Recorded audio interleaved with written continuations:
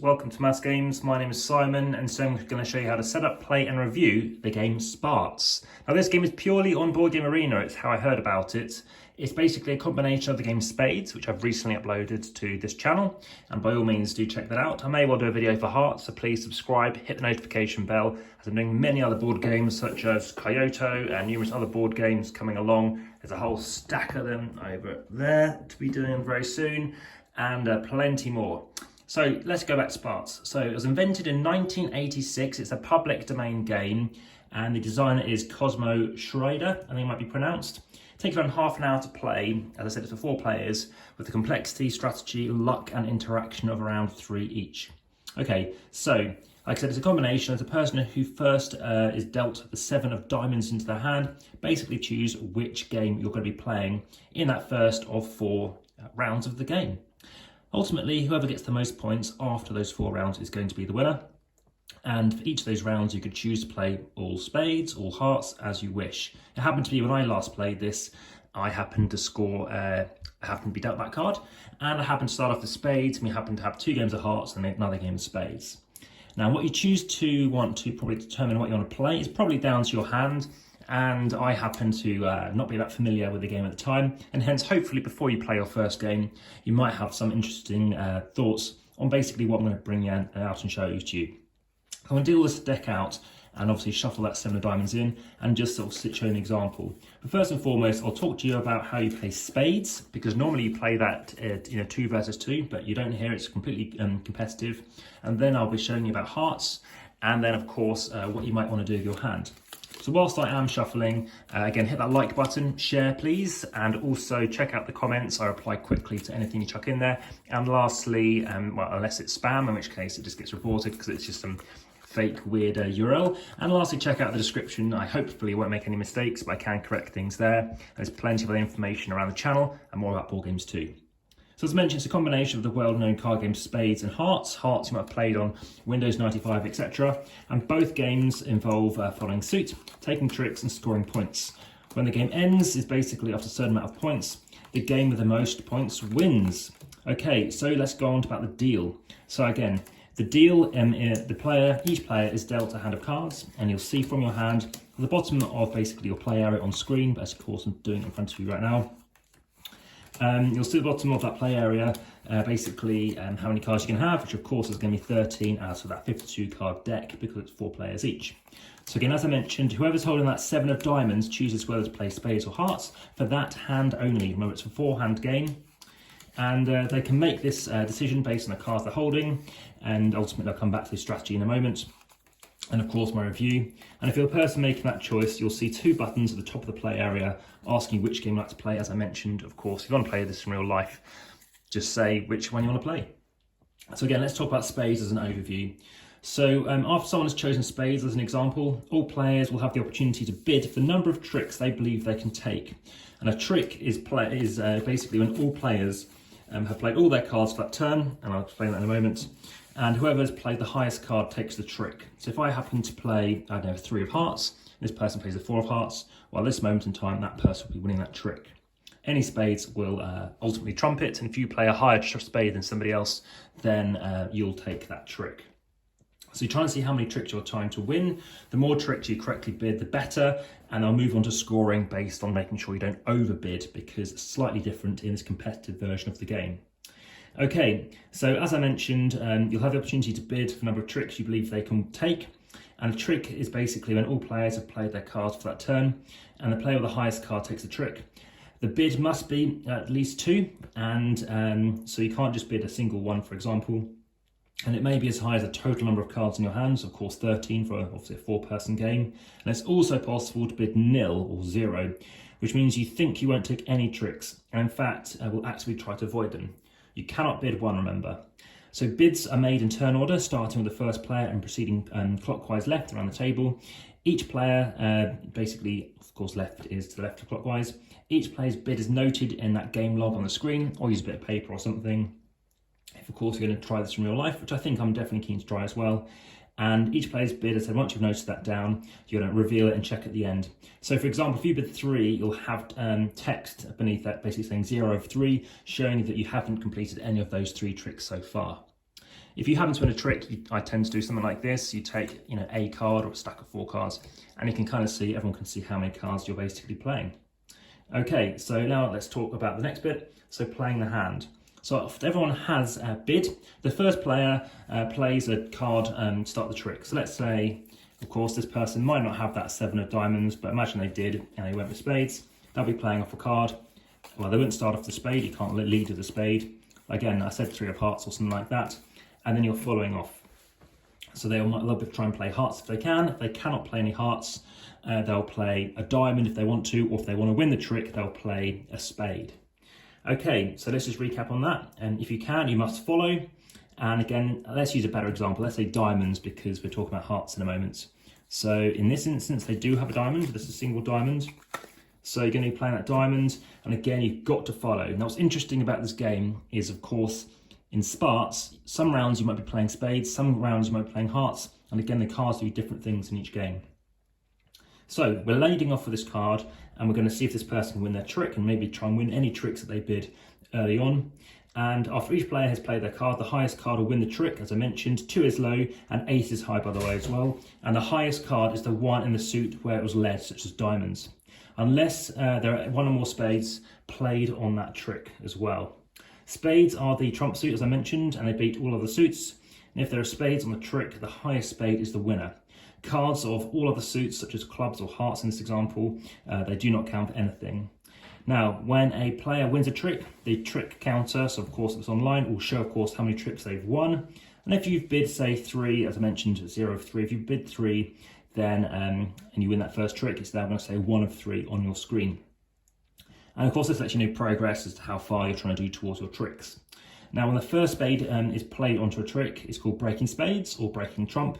And from this point onwards, any spade may be the first card played on a trick. However, if spades have not been broken, they can't be led. The only exception is if a player has only spades remaining in their hand, because obviously they have no other choice but to play one. The player who takes the trick then starts the next trick by playing a card. Play continues in this way until all the tricks have been played. Scoring. So let's talk about that, as I mentioned earlier. All players count the tricks that they've taken during the hand and compare that with the number they bid. If you made or exceed your bid, you'll receive 10 times your bid. So I'll come on to an example in that in a moment. And any tricks above that count as 1 point each. So for example, if we did bid 3 and you took 4 tricks, you'll receive 31 points. 3 times 10, so you bid 3, plus an additional 1, remember, because it's 1 over you actually wanted to try to get. So you've scored 31 points. And now, that extra 1 point is also called an over trick or a bag, and a bid of nil, by the way, 0 is worth 50 points. Now the number of bags is tracked and shown in the score area, so if you're doing this on pen and paper, you need to make a note of that. And at the top right of the page, you'll see that if you're looking on screen. After you've taken too many bags by taking more than you've bid, you'll be actually penalised. And the number of bags and the penalty are based on the length of the game as follows. So I've played just a 200-point game just to get used to the game, which is basically 4 bags or more, which I did see happen to somebody. So you've lost yourself 40 points. It's quite a lot of points, but you can still win the game from that point very easily. In fact, the person who actually reached that still won the game. In a 400-point game, just to let you know, you can have 8 bags or more, penalty 80 points. 800-point game, 8 bags or more, penalty 80 points.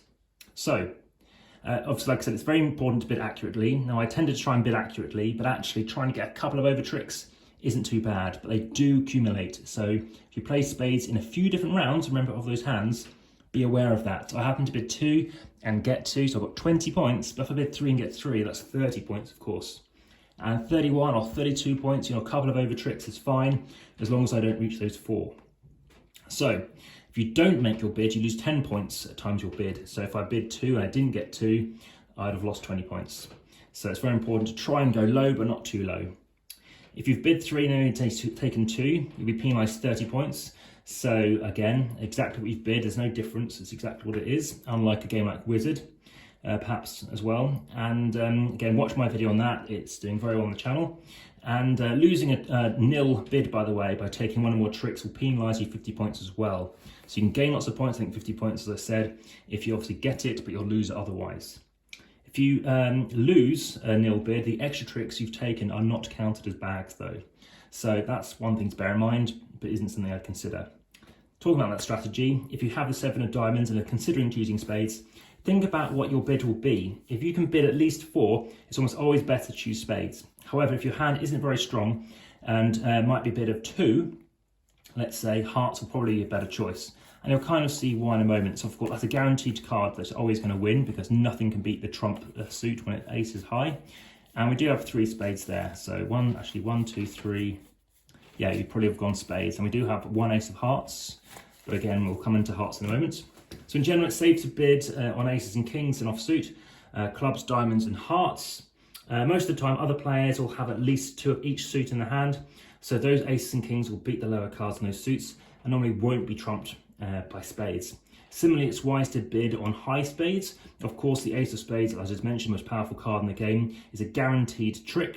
And the king, queen and jack will almost always take tricks if you have other spades to support them. If you don't have a short suit, basically only 1 or 2 cards, there's a good chance you'll be able to take 1 or 2 tricks left in that suit with your low trump cards. So imagine we had, as I said, maybe had a 7 of diamonds and that. If that's all you had, then we quickly burn through them. You can just chuck down some spades to try and win it if you're the only spade person. And of course, everybody else still has diamonds left. Maybe if you're the last person to go, that's when to play it, so you don't waste losing a spade card if you wanted to keep it. On the other hand, if you have them mostly low cards and no face cards, such as these picture cards, it might be worth bidding nil. Be careful of a high card though, like a king or ace without a lot of low support cards. Similarly, if you have high spades, it may be difficult to avoid taking at least 1 trick. Nil is high risk but high reward, and it's worth the same amount of points as bidding 5 tricks. So that's pretty strong. I don't normally see people bid 5 tricks. Now when playing, you lead off with aces or lead aces in offsuits as soon as possible so you can capture those tricks before other players run out of that suit. If you have a king or queen, you should wait until someone else has played the ace. Remember, every card is being used in this. Kind of a combinatorial game, to be honest, quite abstract if you think about it like that. Like chess, there's no hidden information necessarily. But that's obviously debatable because you can't see your opponent's cards. But you know someone's got it. That's why I quite like a game like this. And you should wait until somebody else has played it. So if I've got king and queen of, let's say, diamonds, I'm waiting until someone's played that card, unless I know maybe someone's bid nil. If I'm the 3rd player to go and this person's bid nil, then I know they're probably not going to want to play that card unless they're forced to.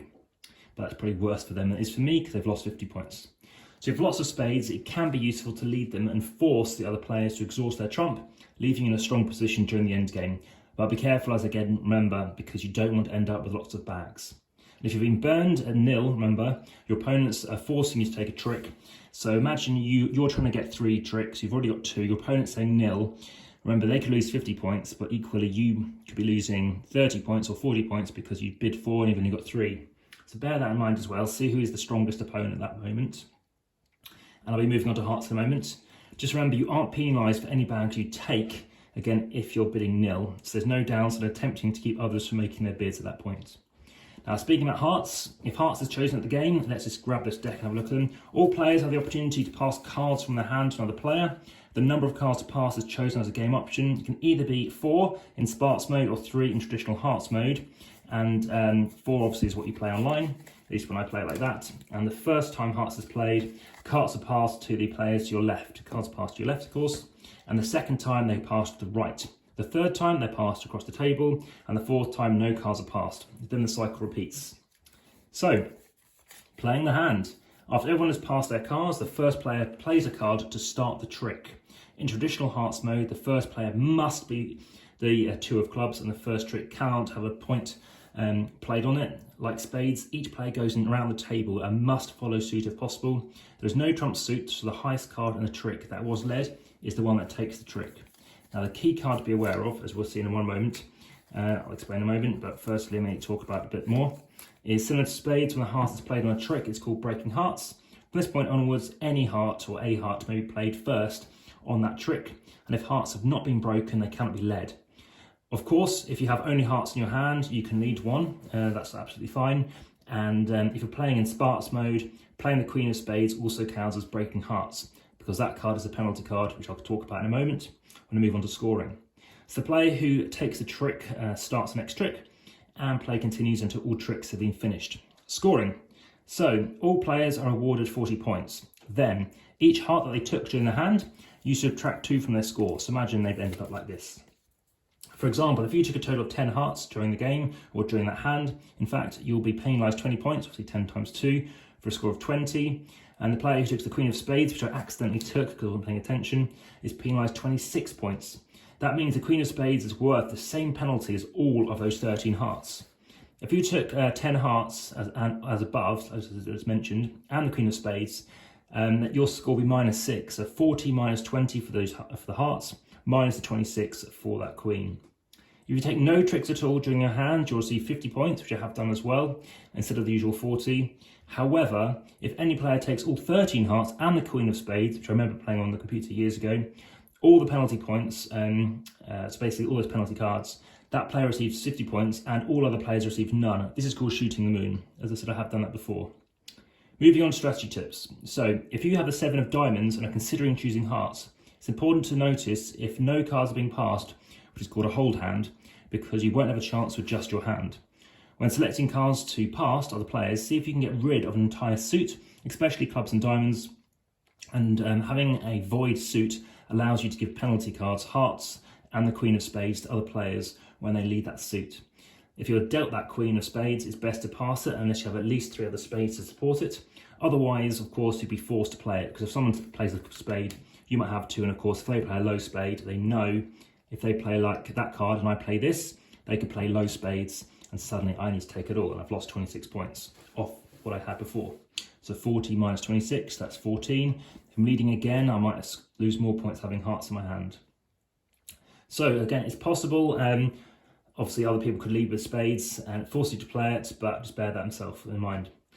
Shooting for the moon is difficult but very rewarding. It gives you a 50 points advantage over all the other players, which is a big leap in the game. And to do it, you'll need you need high cards and as many high suits as possible as well, or very long suits, so 5 or more cards. But be careful if you have low hearts, because they'll often be taken by other players and prevent you from capturing all the penalty cards. If you see someone taking those hearts, just make sure somebody else has grabbed one of them, as this person isn't going to stop you getting a good score. Finally, end of the game. After each hand, all players' scores are updated in the score area, and when at least one player's scores reaches the total points of the game ends. The player with the highest score is the winner, and there are 3 options, as I mentioned: the 200-point game, 400-point game, and the 800-point game. So that is basically the how to play game of Sparts. Again, this is not on Board Game Geek, unfortunately, so I can't give it a rating on there. I quite like this game. Of course, you've got to be aware that you're playing 2 different games and you're having to alternate based on what you have. But my rating is kind of like a 6. It's a good game. It's a game that I like to play and it's like to get involved with. So that has been Sparts. Again, a combination of games. Hope you find that of interest. Please let me know. All the best. Bye for now.